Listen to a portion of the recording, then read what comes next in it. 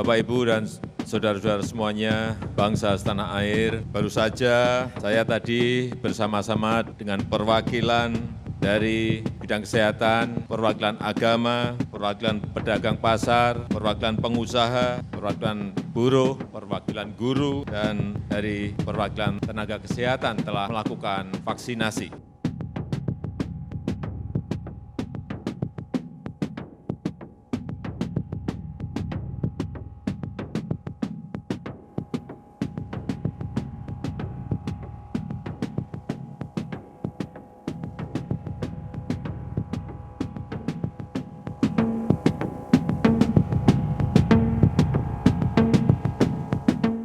Terakhir, meskipun telah dilaksanakan vaksinasi, saya ingin mengingatkan kembali tentang pentingnya disiplin terhadap protokol kesehatan. Ini tetap terus kita lakukan, memakai masker, cuci tangan, menjaga jarak, dan menghindari kerumunan.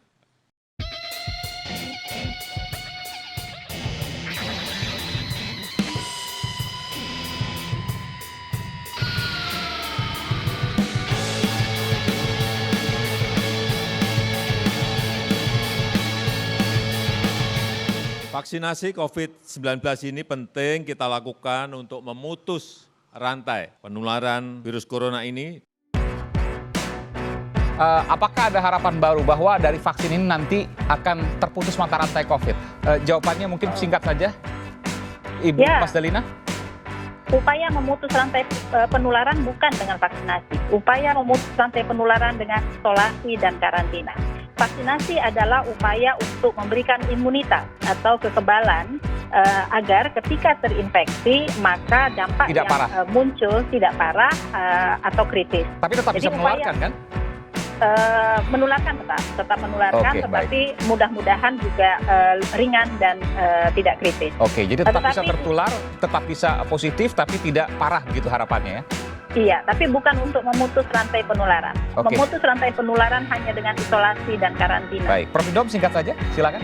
Ya, jadi karena vaksin ini tidak ditujukan terutama untuk memutus mata rantai, kemudian aspek keamanan masih kita ada lubang-lubang kecil. Oleh karena itu, kalau memang tidak belum firm, lebih baik kita tunda dulu pelaksanaan vaksinasi supaya semua itu jadi clear.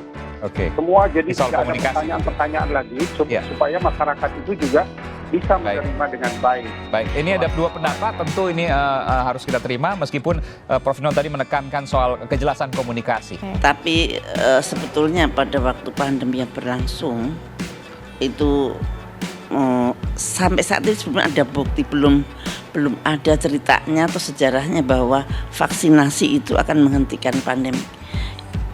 Tetapi kalau herd immunity menghentikan pandemik, ya karena ini suatu pengalaman yang didapat daripada waktu Spanish flu dulu, di mana 70% populasi di Spanyol waktu itu ternyata sudah mempunyai kekebalan gitu. Jadi yang ditiru adalah bagaimana mengkebalkan 70% dari populasi kita. Nah, tapi saya nggak berani berpendapat karena ini sedang dicoba, karena memang sebelumnya belum pernah ada di dunia. Jadi ini adalah percobaan pertama di dunia bagaimana kalau ada pandemi kemudian divaksinasi. Karena menurut teorinya yang ada memang kalau pada pandemik seharusnya difokuskan pada terapi atau pengobatan untuk menurunkan case fatality rate. Misalkan case fatality rate bisa 0, walaupun menular tapi tidak menimbulkan kematian, sangat berbeda. Sangat berbeda, tidak akan menakutkan dan sebagainya.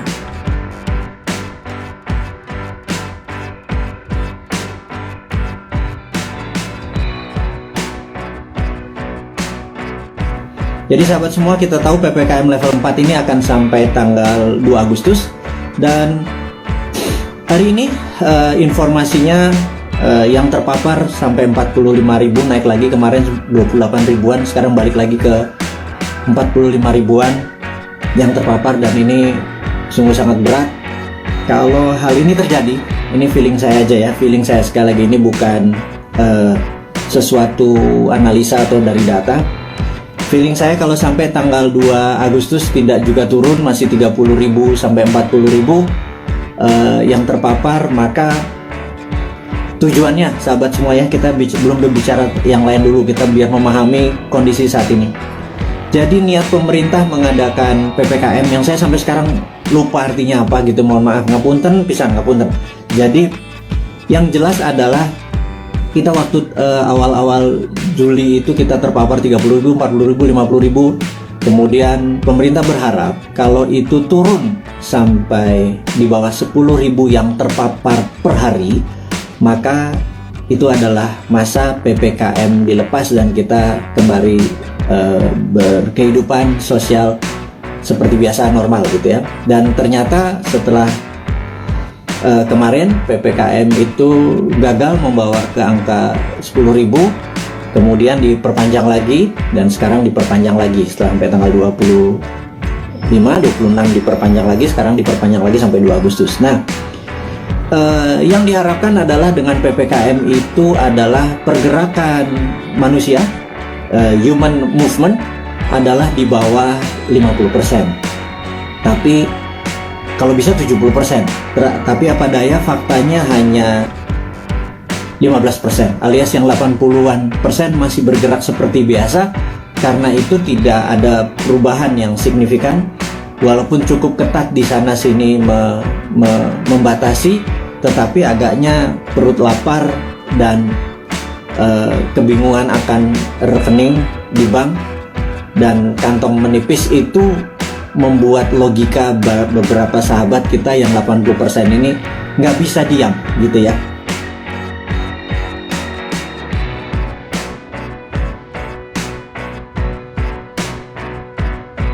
Virus COVID-19 ini, SARS-CoV-2 ini memang menarik sekali karena dalam 12 bulan tidak saja muncul varian baru sebetulnya. Jadi peneliti ini melalui modeling ya, modeling secara molecular biology itu sudah menghitung ada 4.000 varian. Jadi bukan hanya varian yang sekarang ini sedang happening B117 ini aja, tapi ada 4.000 varian. Artinya mutasinya luar biasa untuk SARS-CoV-2.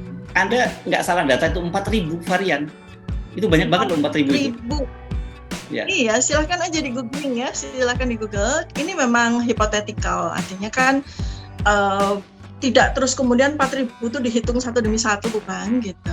Karena biasanya kan nanti dikonversi dengan temuan di lapangan. Ya, temuan di lapangannya kan udah banyak sekali. Ada B117, B1526 yang di US, kemudian B1351 yang di Afrika Selatan, kemudian di Jepang, Brazil B1427, 1429. Sebelumnya yang Oktober itu B1135 dan seterusnya. Jadi banyak sekali yang sudah dilaporkan oleh para peneliti di setiap negara. Nah, kemudian dari itu semua dielaborasi, jadi hasilnya tuh perkiraan itu variasi yang muncul tuh ada 4.000. Dr. Tifa, saya ingin melanjutkan soal varian-varian baru tadi dan kemudian efektivitas dengan vaksin ini. Ini bagaimana? Ini cara orang awam perlu memahami apakah dengan adanya varian baru ini, tentu orang yang terkena varian baru itu dia tidak bisa menggunakan vaksin yang sudah ada sekarang ini. Ya, ini kan semuanya itu sebetulnya akhirnya jadi serba klaim, ya. Klaim itu bisa dibuktikan setelah post evaluation. Semua klaim. Nah, sekarang kita pakai pegangan klaim aja dari katakanlah kita anggap mereka pihak-pihak yang kredibel. Dalam hal ini adalah pabrik farmasi ya, pabrik pembuat vaksin. Nah, mereka mengatakan bahwa secara studi genomik walaupun varian dari virus ini muncul, tetapi secara genomik mereka masih 99% kompatibel dengan virus yang ada dulu yang mereka gunakan untuk mendevelop si vaksin itu. Nah, ini kan klaim. Mari kita buktikan. Nah, kan dasarnya kita kemudian memilih dari semua vaksin yang ada, ya udah kita anggap aja kita percaya dengan klaim tersebut, gitu kan? Ya mau nggak mau kita nggak bisa punya dasar apa untuk memastikan. Makanya cara paling bijak sih sebenarnya kita menunggu aja post marketing evaluation itu. Setelah 6 bulan baru kemudian kita memilih vaksin mana yang memang sudah terbukti nih di lapangan. Oke.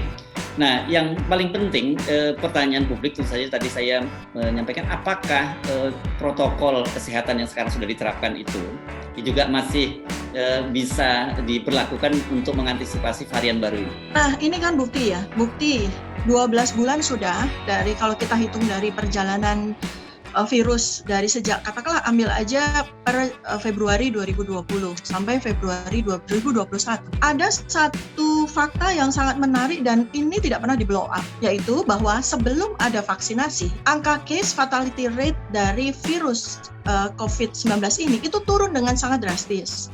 Dari 9,4% itu menjadi 3% sekarang. Bahkan dunia menuju ke 2,3%. Indonesia masih 3%. Nah, kontribusi siapa ini? Ya kontribusi 3M dan 3I itu.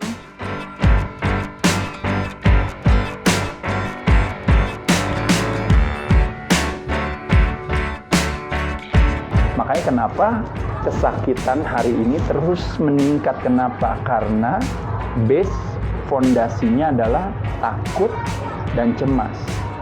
Bukannya base fondasinya adalah sebuah pemahaman. Makanya kenapa tadi saya katakan sekali lagi, patogen atau yang namanya virus, bakteri, kuman adalah yang disebut dengan namanya, kalau toxicity itu adalah si pengambil kesempatan, oportunis kepada tubuh yang lemah. Nah, kenapa tubuhnya lemah? Karena olah perilakunya kita tidak sehat. Makanya apa yang harus kita lakukan adalah meningkatkan yang namanya keimunan dan keimanan kita. Keimunan dan keimanan ditingkatkan, protokol sehat proteksi dari dalam kita fokuskan, kita kampanyekan, kita buka sarana fasilitas olahraga, bukan seperti yang terjadi hari ini ya. Teman-teman, sarana fasilitas olahraga malah justru ditutup-tutupin, malah ini apa. Tapi di sisi lain orang lain malah berkumpul-kumpul di tempat-tempat yang seolah-olah kalau ada makanan kita bebas boleh berkumpul. Kalau nggak ada makanan seolah-olah kita tidak boleh berkumpul. Tapi pada saat kita mau berkumpul untuk berolahraga tidak diperbolehkan. Nah, di sini teman-teman kita mesti mengevaluasi lagi apakah benar kejadian seperti itu, karena biasanya di tempat olahraga justru tempat berkumpulnya orang-orang sehat.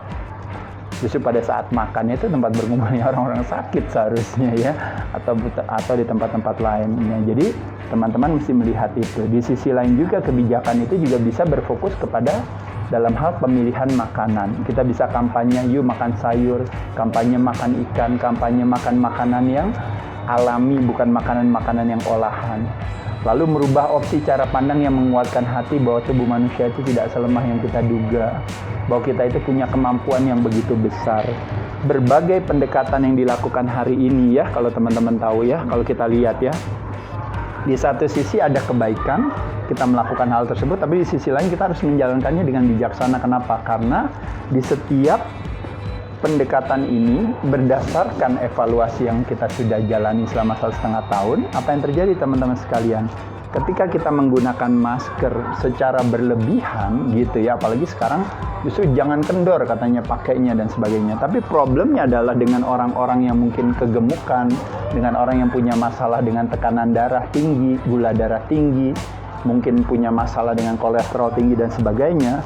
Ketika kita dibatasi dalam upaya kita untuk bisa bernafas demi tidak terjangkit, tapi yang terjadi kita menciptakan yang namanya mode defensif kepada tubuh kita, karena kita menciptakan mengaktifasi yang namanya stress response di dalam tubuh kita, sympathetic nervous system sebagai pandu kita setiap hari. Nafas kita pasti akan pendek dan cepat. Pada saat pendek dan cepat, otomatis sel di dalam tubuh kita akan berproteksi karena merasa ada satu ancaman gitu ya. Nah, terjadinya sebuah ancaman tersebut, otomatis pertanyaannya imunitasnya akan meningkat atau menurun teman-teman sekalian. Nah, jadi hal itu yang menjadi tantangan gitu aja.